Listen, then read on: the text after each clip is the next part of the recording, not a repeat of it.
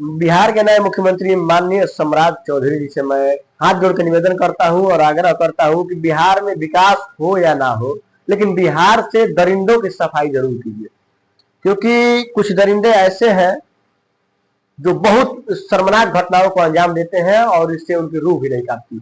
आज फिर एक बार बिहार के पटना में एक इंसानियत शर्मसार होते होते बच गई, क्योंकि उस बेटी के साथ उसके पिता थे।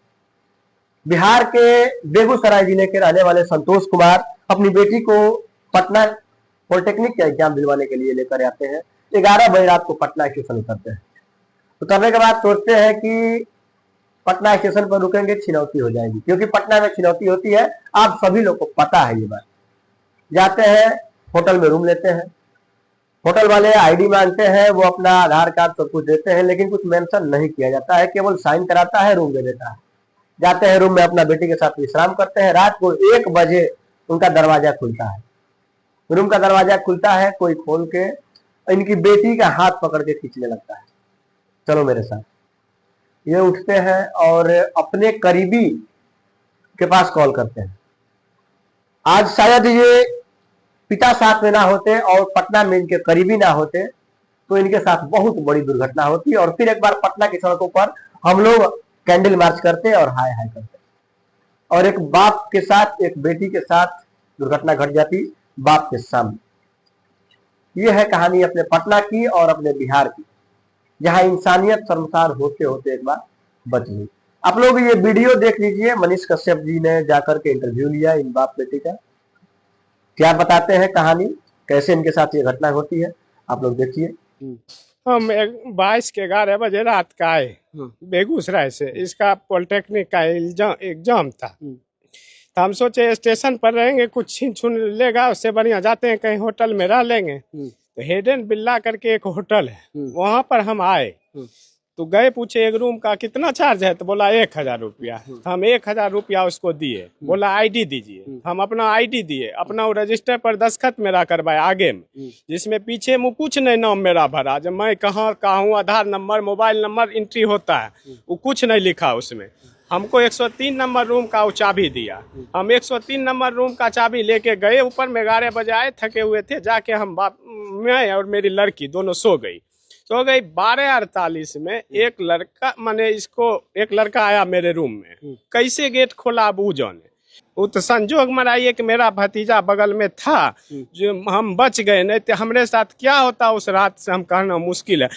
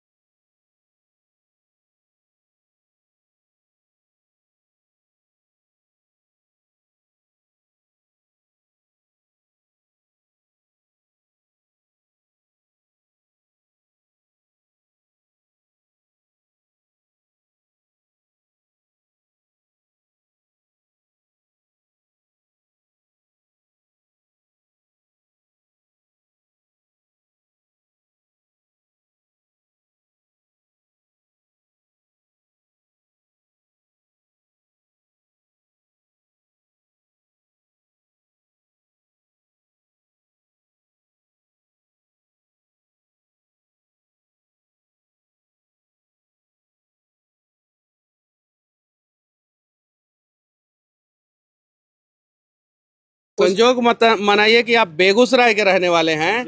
पूर्णिया, कटिहार, अररिया, सुपौल, सहरसा की बहुत सारी बच्चियां यहाँ पे आती है और उनके लिए कोई लड़ने के लिए तैयार नहीं होता है। आपका सर्कल स्ट्रांग है कि इतने सारे लोग आपके लिए खड़ा हो गए हैं, नहीं तो कितने सारे माता पिता के साथ, कितने सारी बच्चियों के साथ यहाँ पे गलत होता है, इसकी कोई गारंटी नहीं है।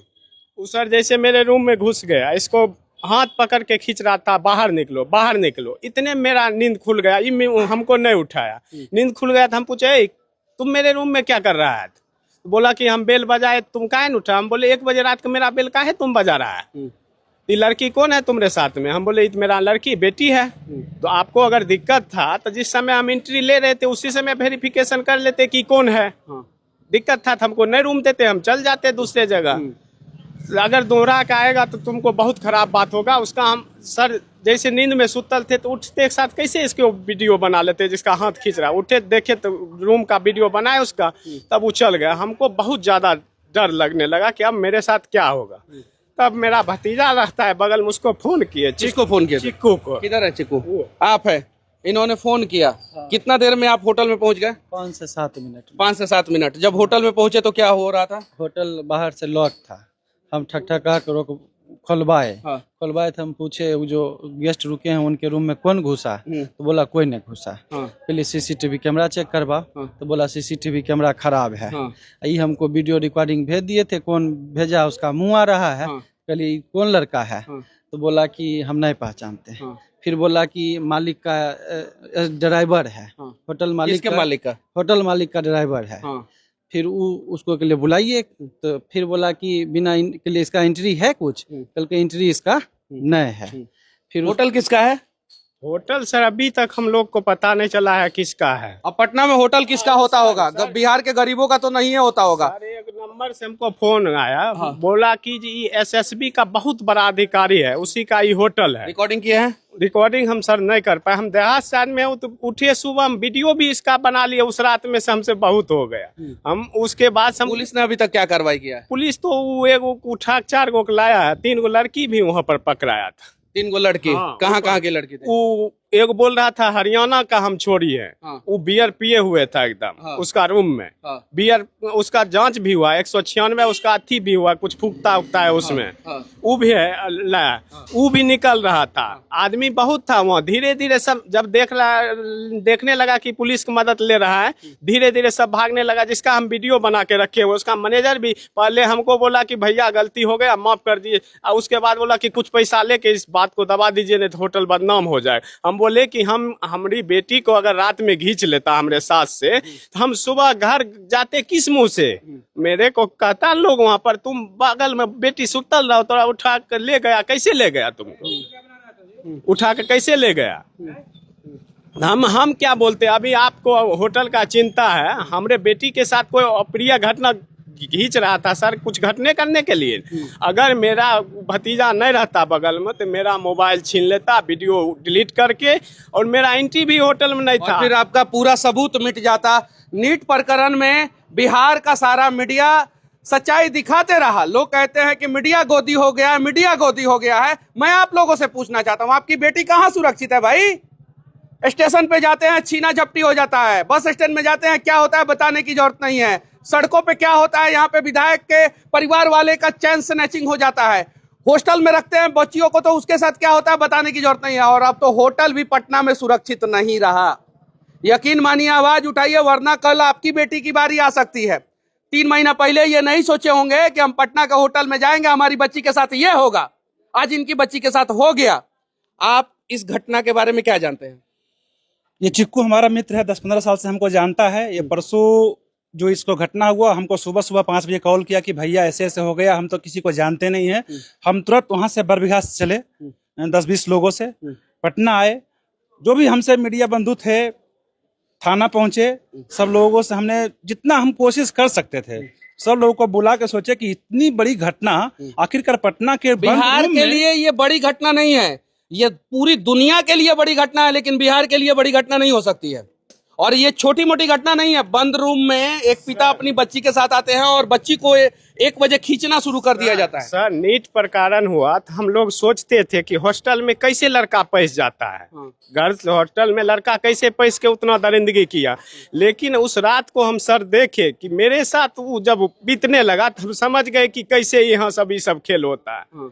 उस लड़का का सर अभी तक पता नहीं है कि वो किसका स्टाफ है, होटल का है कि किसी के साथ। वो बोलता है हमको गाड़ी लेके मैनेजर बुलाया था, होटल का मैनेजर उसको गाड़ी लेकर। होटल में क्या क्या पाया गया? होटल में शराब पाया गया, लड़की 3 गो शराब के नशे में लाए सर उठा के बहुत। और हम तो इतना दहशत में हो गए कि हम सब रूम थोड़ी जा पाए, लेकिन सर उसको सब रूम को चेक किए। और अभी तक होटल सील हुआ है कि नहीं हुआ? होटल तो बराबर उसी समय ताला मरवा के चाबी लिए थे। हाँ। और सब वहाँ से गायब है? हाँ सब गायब है वहाँ से, कोई नहीं हुआ? कोई नहीं। अभी तक मुझे पता नहीं होटल का मालिक कौन है नहीं है। और हमको बार फोन आया 2 बार कल, जो तुम पटने में केस लड़ने के लिए आएगा। तो क्या करे सर, हम कहाँ आ जाए, क्या करे, वो छोड़ के चल जाए यहाँ से ऐसे। तो कहाँ लड़िएगा केस? वही ना, अब क्या करें सर। इसका कहने का मतलब क्या है, उतना 2-4 करोड़ का होटल का मालिक है, माने हम छोड़ के चल जाए अपने बेटी को इस हाल में। और उस होटल में 2 नंबर काम होता था? एकदम होता है सर। हम जिंदगी में पहली बार सर पटना आए थे, हमको पता था उस होटल, हम तो समझे बढ़िया होटल है। देखिए 1000 रुपया लिया, बोला 8 बजे तक खाली कर दीजिएगा। हम बोले कर देंगे भैया, हमको 10 बजे सेंटर पहुंचना है। हम तो नहीं जानते सर इतना बड़ा घटना कैसे हो जाएगा मेरे रात में। क्या लगता है बाबू, आपको इंसाफ मिल पाएगा? पता नहीं। कितना उम्र हो गया आपका? 15 साल। अब जरा सोचिए, एक 15 साल की बच्ची पटना में आती है और यहाँ पे सब कुछ है। बिहार की राजधानी है, सड़कें अच्छी है, होटल्स हैं, सब कुछ है, प्रशासन है, CCTV कैमरा है, सरकार और सिस्टम है। और उसके बावजूद इस लड़की के साथ गलत होता है, इसके पिता के सामने गलत होता है। अब जरा सोचिए, अब क्या लड़ाई लड़िएगा या पैसा वैसा लेके सेट वेट हो जाइएगा? सर लड़ाई हम लड़ेंगे, जो होगा होगा। हाँ लड़ाई हम लड़ेंगे। इतना बड़ा आदमी है, यही हम पटना आएगा, हम मेरा खून करवा देगा। उसके बाद लड़ाई नहीं लड़ेंगे, खून जब तक जिंदा रहेंगे लड़ाई लड़ेंगे इसके साथ, चाहे जो हो जाए। हमको चंदा करके भीख मांग के जैसे होगा हम लड़ेंगे इसके साथ। हाँ क्या लगता है, साथ दीजिएगा लोग? एकदम साथ नहीं दे तो भर साथ हम 2 घंटे दीजिएगा? पहुंचे। हाँ एकदम खड़ा साथ रहे। दीजिएगा लोग आप लोग? जरूर साथ देंगे, इसमें कहीं कोई बोलने की बात ही नहीं है। जहां तक होगा प्रयास वहां तक साथ देंगे। होटल सील होना। चलिए देखते हैं सरकार क्या सख्त कदम उठाती है। हॉस्टल प्रकरण के बाद सरकार ने तो कुछ सख्त कदम उठाया नहीं, अखबारों में कुछ गाइडलाइंस आया। अब इस प्रकार का होटल में प्रकरण हुआ है, अब सरकार क्या सख्त कदम उठाती है। उम्मीद है कि बिहार की सड़कों पे बेटियों को सुरक्षित करने के लिए सरकार से पहले बेटियों के माता पिता और उन बच्चियों के भाई आवाज उठाएंगे, ताकि देश में सबसे ज्यादा असुरक्षित जो बच्चियां बिहार में है वो सबसे ज्यादा सुरक्षित बिहार में महसूस करें। जय हिंद।